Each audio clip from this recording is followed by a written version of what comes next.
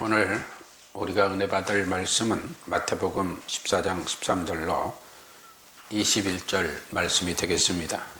이 말씀 안에는 예수 그리스도께서 불쌍히 여기시는 사랑이 이 세상에 생생하게 전파되는 현장을 증거하고 있습니다.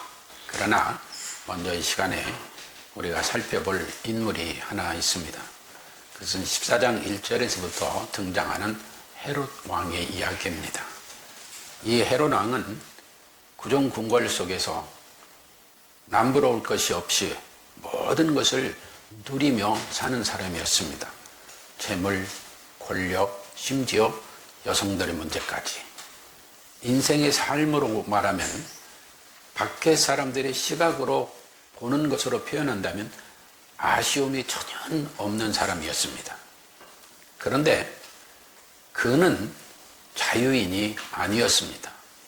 왜 자유인이 아니었느냐? 그는 죄의 종으로, 죄의 노예로 갈등과 정신적인 착란 속에 살아오는 인물이 아닌가 하고 생각하게 됩니다.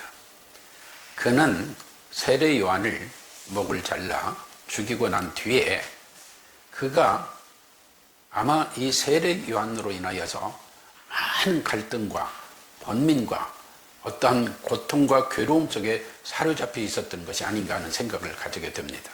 그러므로 인해서 그와는 달리 빈들, 즉 광야에서 외로이 살아가는 예수님이라는 그 인물을 이야기를 들으면서 그는 아마 지금 말로 말하면 혈압이 올랐을 겁니다. 그래서 그가 자기 자신을 돌이켜보고 회개하고 어떻게 하면 내가 이 죄를 모면할 수 있고 이 죄에서 벗어날 수 있고 이 죄를 사함받을 수 있을까 하는 마음으로 예수님을 찾는 것이 아니라 그는 예수 그리스도를 죽이려 하는데 혈안이 되어 있었습니다. 그것은 자기가 그만큼 강박관념에 눌려 살고 있었다는 것입니다. 이런 상황 속에서 예수님께 찾아온 인물들이 있습니다. 그들이 누구냐? 세례 요한의 제자들입니다. 이 세례 요한의 제자들이 예수님께 찾아와가지고 이야기합니다. 선생님, 우리 스승이신 세례 요한이 순교를 했습니다. 이때 예수님의 마음은 어땠을까요? 그 권좌에 앉아서 환각 상태에서 정신적인 착란 속에 살아갈 수밖에 없는 이 헤롯과 비교해서 예수님은 어떤 생각을 가졌을까요? 이때 예수님은 그래, 안타깝구나. 그 현장에 한번 가보자. 이 말씀을 하지 않으셨습니다. 성경은 뭐라고 말씀하고 있느냐? 오히려 예수님이 빈들로 나아가셨다고 합니다. 그때 세례요한도 죽었습니다. 또 헤롯의 강압 정치는 더 심해지고 있습니다. 이럴 때 과연 사람들은 무슨 생각을 했을까요? 어느 날 우리와 같이 우리 인생은 내가 주인인가? 아니면 나는 죄의 종으로 살고 있는가? 헤롯 왕과 같은 삶을 살기를 원하는가? 그 광야에서 힘들게 살아가시는 예수님의 모습을 따라서 살아갈 것인가? 아마 고민하고 번뇌하는 사람들도 많이 있었을 것입니다. 그런데 그들은 헤롯 앞에 와서 무릎을 꿇는 게 아니라 빈들로 나아가시는 예수님을 따라 수많은 무리가 왔어요. 아마 지금 같으면은 예수님 정도의 인기라면 경호원들이 저리 비켜 가까이 오지 마 했을 거예요. 그렇잖아요. 12회를 혈루병을 앓는 여인이 다가왔을 때도 그런 현상이 제자들에게 있었잖아요. 그러니까 아마 이때도 그런 상황이 벌어질 수 있었을 것입니다. 그런데 수많은 사람들이 예수 앞에 모였습니다. 이제 우리 예수님은 무엇을 생각했을까요? 그래서 예수님은 그 많은 무리들에게 오병이의 기적하니까 우리는 하나님의 은혜 가운데 오병이의 기적이 나타났습니다. 제자들에게 작은 것이 들려져서 예수님에게 드려졌는데 그 결과가 오병이의 기적이 나타났습니다. 우리는 여기에 많은 매력을 느끼고 살아가는 사람들도 있었어요. 그런데 말입니다. 예수님께서는 이 땅에 오신 목적이 있어요. 뭐냐? 마태복음 4장 23절에 보면 예수께서 온 갈릴리에 두루 다니시며 저희 회당에서 가르치시고 천국 복음을 전파하시며 백성 중에 모든 병과 약한 것을 고치셨다. 이게 예수님이 오신 목적이에요. 이게 예수님이 하시는 일이에요.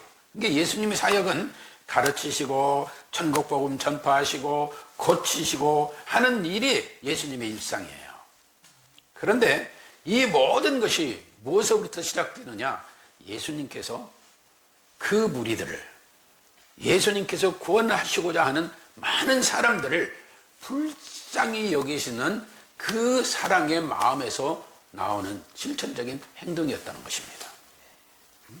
그렇다면 오늘 본문이 우리에게 주는 바는 무엇일까요?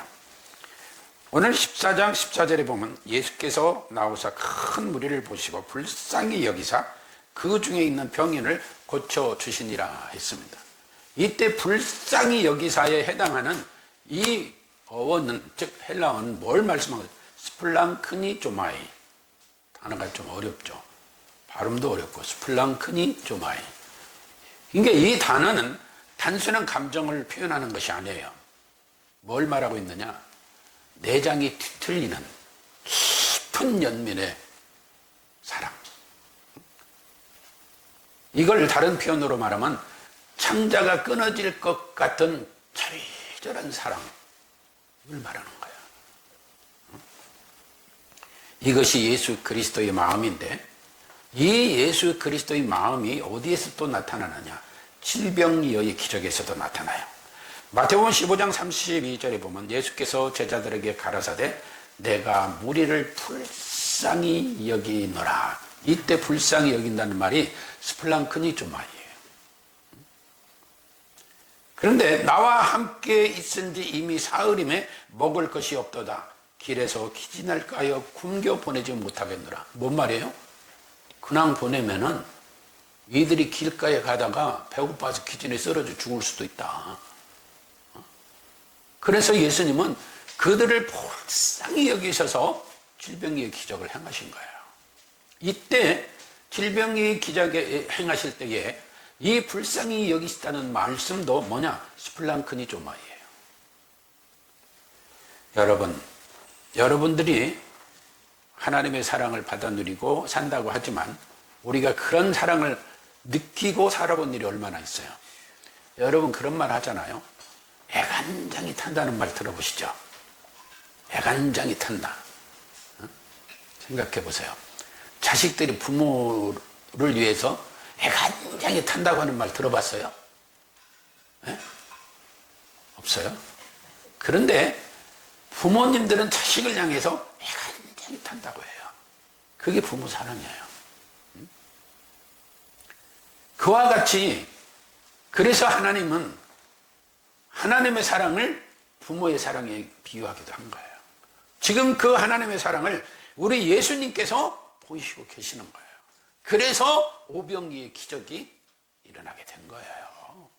오병이의 기적이 중요한 것이 아니라 스플랑크니조마이 예수님께서 이들을 불쌍히 여기시는 그 마음에서 오병이의 기적이 나왔다는 거예요.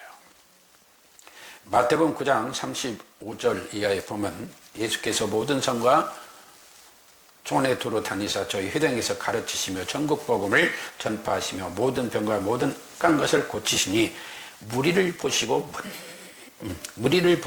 민망히 여기시니 했어요. 이때 민망히 여기시니 이것도 무슨 말이냐? 스플랑크니조마이. 불쌍히 여기신 것과 동의어예요. 왜? 저들의 목자 없는 양과 같이 고생하며 유리하기 때문에 그걸 보면서 예수님은 불쌍히 여기셨다 이 말이야. 그래서 우리를 사랑하시는 은혜 가운데 우리도 예수님 믿고 그 사랑 안에 살고 있는 거예요.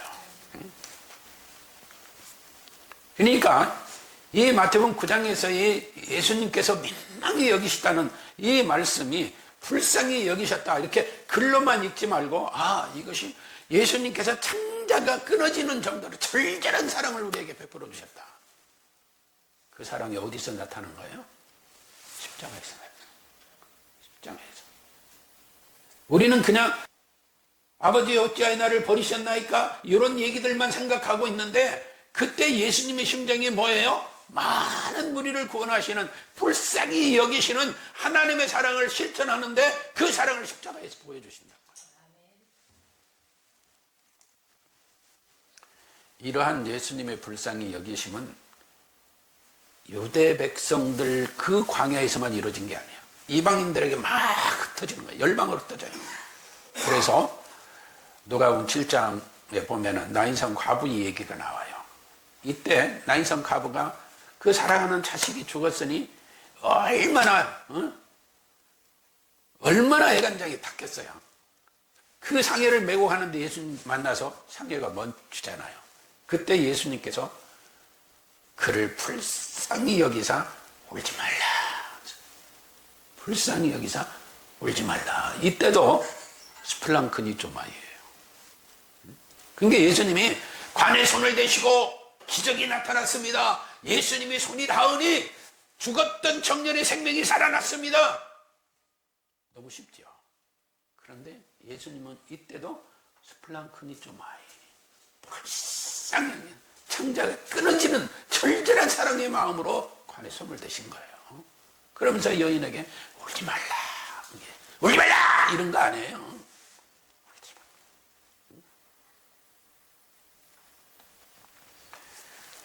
우리 예수님께서 과부를 불쌍히 여기시고 울지 말라고 하셨기 때문에 이 죽은 아들이 살아났다 해서 죽은 아들이 살아난 게 방점이 아니라 예수님의 마음을 우리 마음에 깊이 새겨야 될 줄로 믿습니다.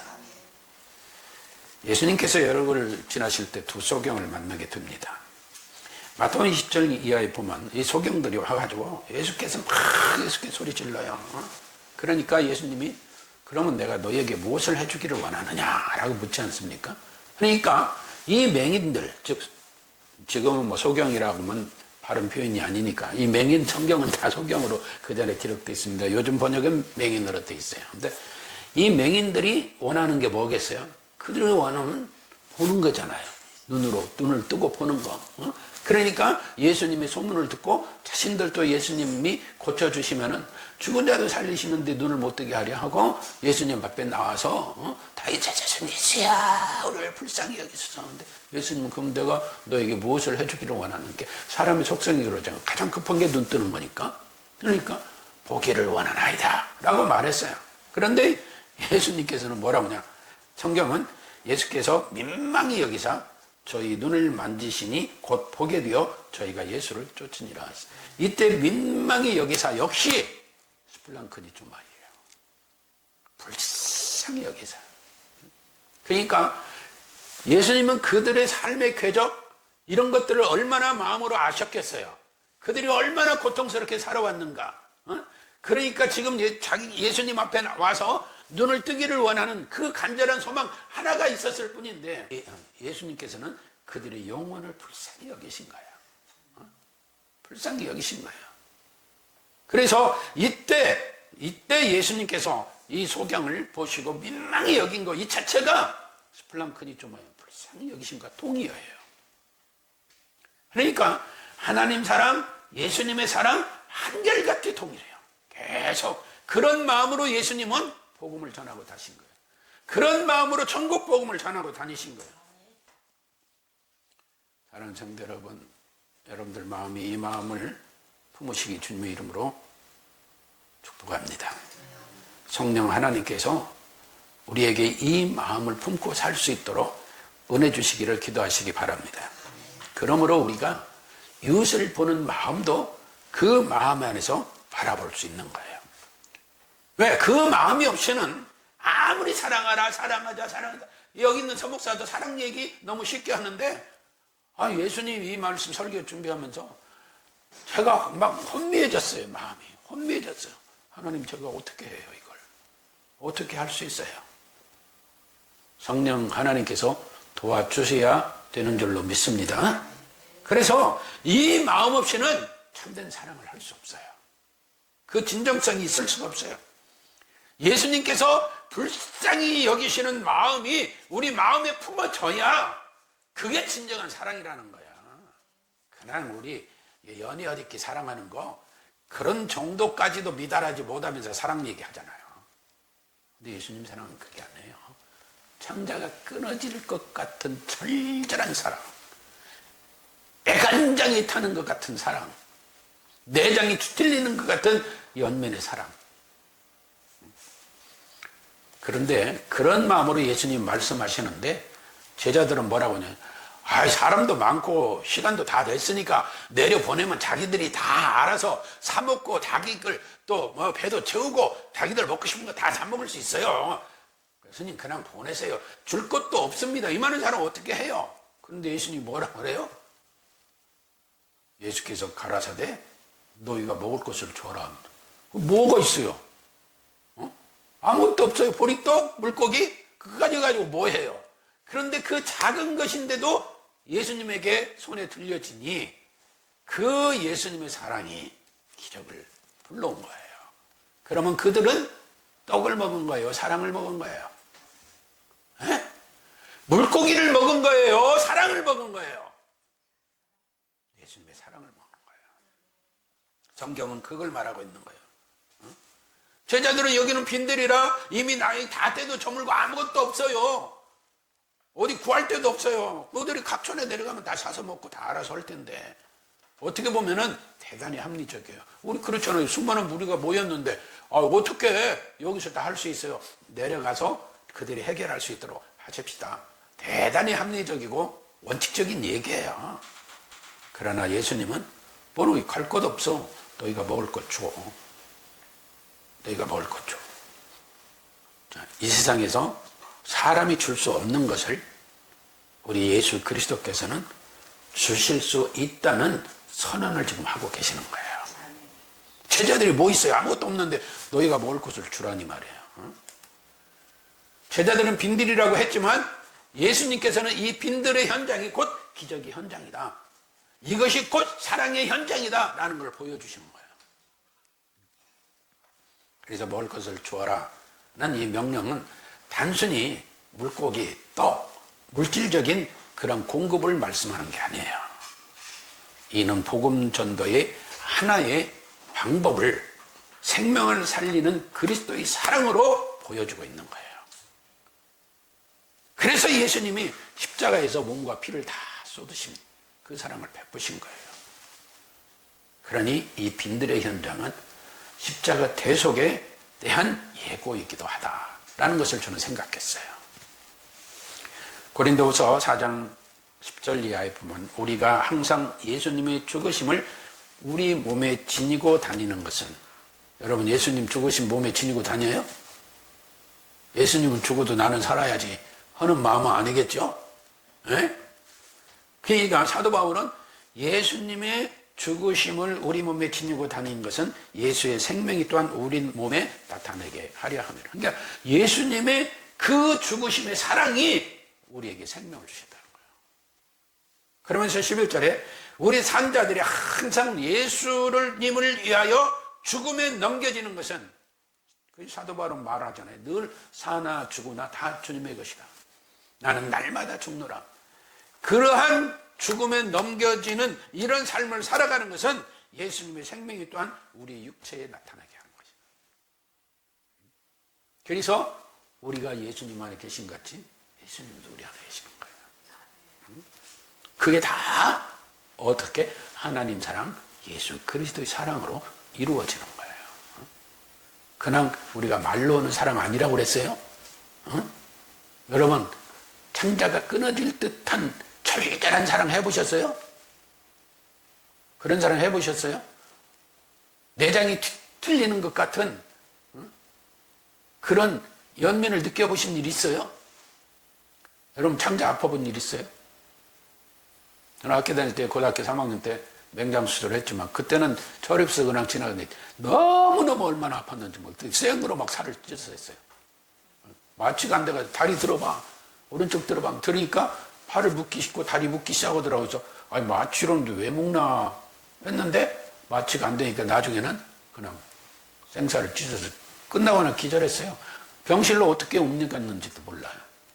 그런데 또 얼마 전에요, 결석이 와가지고 식은땀이 나고 얼마나 아픈지 죽을 것만 같아요. 그래가지고 비뇨기과를 못 찾아가지고 어떻게 찾아서 다리 건너 구이 쪽으로 가가지고 했더니 그걸 수술하는 데가 있더라고요. 근데 가니까 전자 그걸로 막 깨서 한다고 그래요. 근데 아파 죽겠는데 놔두고 기다리는 거예요. 그리고 끝나고 나서 약을 주더라고요. 많은 약을. 근데 약국에 가니까 뭐라고 하느냐. 이 마약성 진통제래요. 그거 먹으니까 하나도 안 아파요. 하나도 안 아파. 그래서 제가 2알인가 3알 남겨놓고 지금 책상 속에 아직도 몇 년 동안 보관하고 있어요. 급한 먹으려. 얼마나 아팠던지. 내장 아픈 게 그렇게 아파요. 그러니까 학자들은 예수님의 스플랑크니조마이를 그러한 내장이 틀리는 것 같은 연민, 창자가 끊어지는 것 같은 절절한 사랑으로 표현하신 거예요. 예수님이 그 사랑을 하시는 거예요. 우리는 종종 그런 말을 합니다. 지금은 때가 아니야. 여건이 갖춰지면 내가 그 사랑을 실천할 거야. 또 내가 어느 정도 여건이 갖춰지고 더 많이 가지만 그때 나누고 할 거야. 그런데 여러분, 하나님의 은혜 받은 상황 속에서 있어져야 되는 거야. 근데 예수님은 지금 오늘 뭐라고 말씀하세요? 아니야, 갈 것 없어. 지금 너희가 줘. 제자들이 뭐가 있어요 지금? 그런데 예수님께서 기도하시고 그것을 갖다가 제자들이 손에 줘서 제자들로 나누게 했잖아요. 그게 뭐예요? 예수님의 사랑을 품은 자들이 그 사랑을 이웃에게 실천할 수 있다는 거예요. 근데 그 사랑을 모르고 건성으로 하면서 할 수 있겠어요? 그러니까 하나님께 기도하는 거예요. 그래서 저도 설교 주면서 너무 답답하고 하나님 죄송해요 하는 마음밖에 없더라고요. 다윗을 보세요. 다윗이 이제 권력자가 됐어요. 왕이 됐어요. 근데 자기가 생명 속에서 사울에게 쫓겨다니면서 얼마나 죽을 뻔했어요. 많은 기회가 죽을 여건밖에 없었잖아요. 그런데 그때 다윗을 원수인 다윗을 도와준 게 누구예요? 사울의 아들 요나단이에요. 그런데 나중에 다윗이 왕권을 가지고 났을 때 요나단과 언약한 게 있잖아요. 그렇죠. 원수의 집안이에요. 원수 집안. 근데 그 요나단의 아들 무비보셋이 장애가 있잖아요. 그런데 그 무비보셋을 찾아다가 요나단과 언약한 것을 약속한 걸 지키기 위해서 겸상을 하잖아요.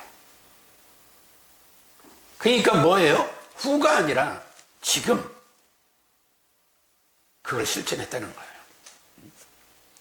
예수님께서 사마리아인의 비유를 말씀하시면서 거기서도 예수님이 사마리아인에게 표현한 말씀이 있어요.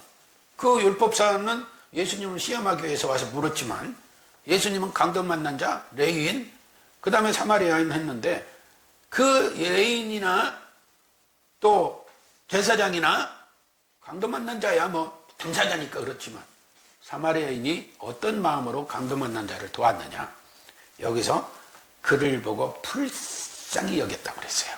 이때도 스플랑크니조마이에요. 그러니까 우리가 사랑 얘기할 때 하나님 사랑, 예수님 사랑 얘기할 때 아무렇게나 하면 안 돼요. 그 진정성이 있어야 돼요. 이때도 예수님이 그 율법사한테 뭐라 그래요? 지금 가서 너도 그렇게 해. 지금 가서 하라 이 말이에요. 우리가 불쌍히 여기는 마음을 실제적인 행동으로 할 때 내가 여건이 갖춰지고 조건이 이루어지고 형편이 나아지면 하겠다? 아니에요. 지금 내가 할 수 있는 받은 그 상황 속에서 내가 지금 은혜 받은 그 상황 속에서 할 수 있는 여건 생각하지 아니고 지금 이 순간에 내가 예수님의 사랑으로 작은 것이라도 실천하는 것이 그것이 곧 하나님께서 원하시는 일이요. 우리 주님의 사랑을 실천하는 일이에요. 그래서 예수님께서 가서 이와 같이 하라고 선한 사마리아인 비유에서도 그 청년에게 말씀하신 거예요.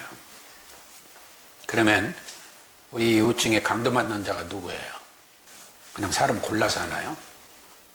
예수님은 마태복음 25장 31절 이하 쭉 말씀 중에서 40절에 보면 임금이 대답하여 가라사대 내가 진실로 너희에게 이르노니 너희가 여기 내 형제 중 지극히 작은 자 하나에게 한 것이 곧 내게 한 것이라.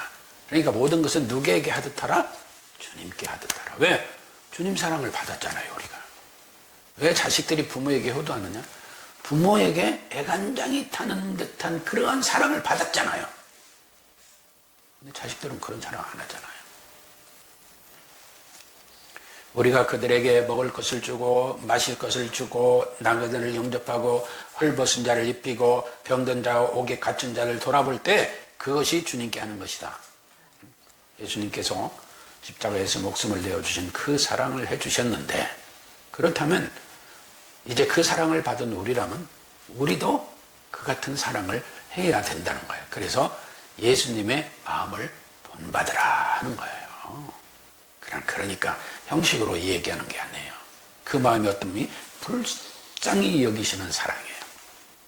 그 결과가 오병이의 기적을 낳았고 사람들이 다 배불리 먹고 12바가니에 가득가득 남았다는 거예요. 그러니까 뭘 얘기해요? 오히려 예수님의 사랑은 나누어도 줄지 않고 오히려 남고 넘친다. 그러니까 하나님의 사랑은 그냥 단회적이 아니라 끊임없이 이루어지는, 어제도 오늘도 내일도 불쌍히 여기시며 은혜 베풀어 주신 그 하나님의 사랑 안에서 우리가 살아야 한다는 거예요. 그래서 예수님께서 불쌍히 여기심은 한 번에 그친 것이 아니고 반복되고 지속적인 성품을 우리에게 보여주시고 있음을 보는 거예요. 그게 요한복음 13장 1절. 제가 즐겨 정말 감사한 말씀. 끝까지 사랑하시는 것. 변함없이 사랑하는 것. 매일같이 사랑하시는 그 은혜 받아 누리시기를 주님의 이름으로 축복합니다. 그 사랑을 받은 자들이 그 사랑을 나눌 수 있는 자들이에요. 작은 거라도 스플링크니 좀 아이 예수님이 불쌍히 여기시는 마음, 그런 마음으로 해야 되는 거예요. 주저하지 말고 조건 따지지 말고 여기 저기 장소 따지지 말고 가진 거 안 가진 거 생각지 말고 주님의 이름으로 스플랑크니 좀 아이 그 마음의 사랑을 받아 그 불쌍히 여김의 사랑을 받은 우리도 그 사랑을 실천하는 은혜를 누리는 우리가 되어지도록 기도합시다. 아멘.